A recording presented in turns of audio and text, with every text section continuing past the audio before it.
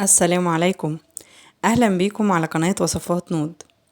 اليوم هحضر لكم البط المشوي بتتبيلة حلوة قوي وطعم كريسبي. ان شاء الله تنول اعجابكم. هنا معايا بطاية. هبتدي بقى افتح كده الجلد بالسكينة على خفيف، يعني ما ندخلش قوي عشان بس التتبيلة اللي هنعملها تتغلغل جواها بالطريقة دي.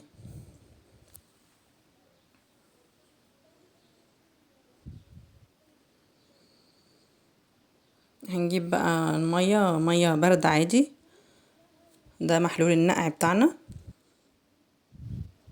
معايا هنا شرايح برتقان، شرايح ليمون، ورق لورا، حبهان، قرنفل، عيدان قرفة.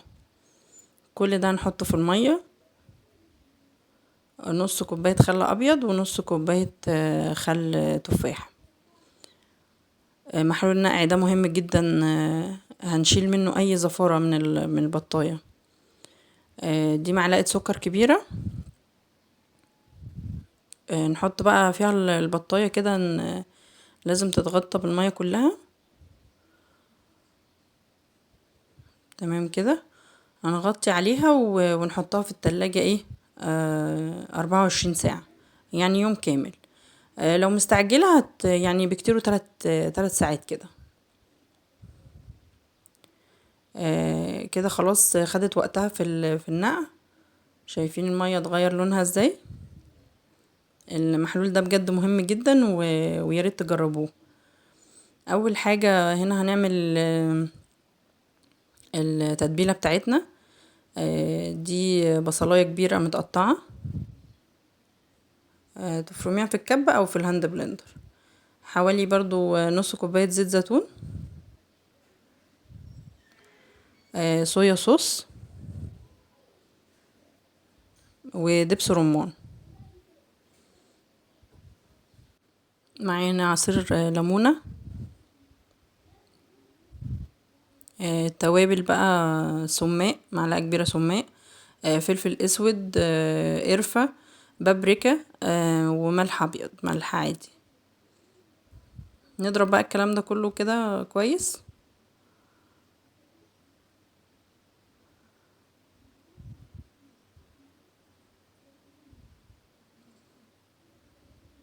بالشكل ده.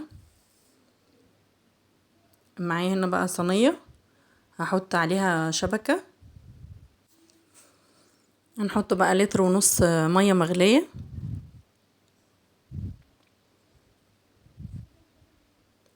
نبتدي بقى ننكه المية بتاعتنا دي عشان دي برضو هتنفعنا شوربة. نحط فيها شرايح جزر وشرايح بصل وورق لورا وحبهان وقرنفل ولومي. نحط بقى نجهز الشبكة ونركن بقى الصينية كده على جنب لحد ما نتبل البطاية بتاعتنا بالتتبيلة اللي حضرناها. نجيب بقى البطاية ونبتدي بقى ننشفها من المية، اي مية عليها كويس قوي بالمناديل.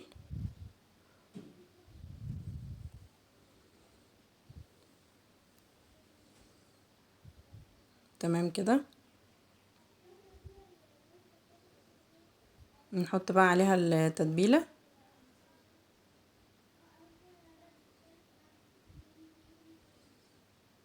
نعمل لها بقى مساج كده خفيف من جميع الجهات، من جوه ومن بره وعلى الظهر، واهم حاجة تتغلغل جوه البطة كويس.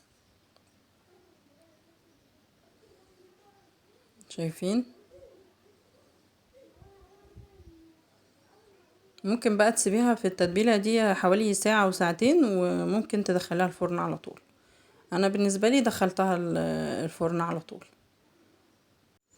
نبتدي بقى نحطها على الشبكة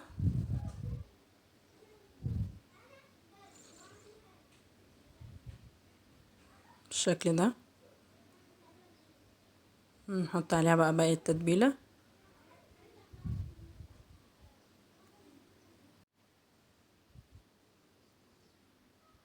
معايا هنا بقى برتقانة هنفتحها كده فتح صغيرة بالخلة، هنحطها جوه هتدي نكهة حلوة قوي، نكهة بسيطة يعني هتاخد طعم البرتقان بسيط. برضو بخلة هنقفل برضو الفتحة اللي تحت، مش عايزين نسيب اي فتحات فيها عشان تبقى برضو منظرها حلو. عند الرجل هنا برضو بورق فويل برضو عشان تبقى شكلها شيك كده ولما نقدمها على السفرة. تمام كده. من الجنب التاني برضو نظبطها بقى على الشبكة كويس ونبتدي بقى نغلفها عشان تدخل الفرن.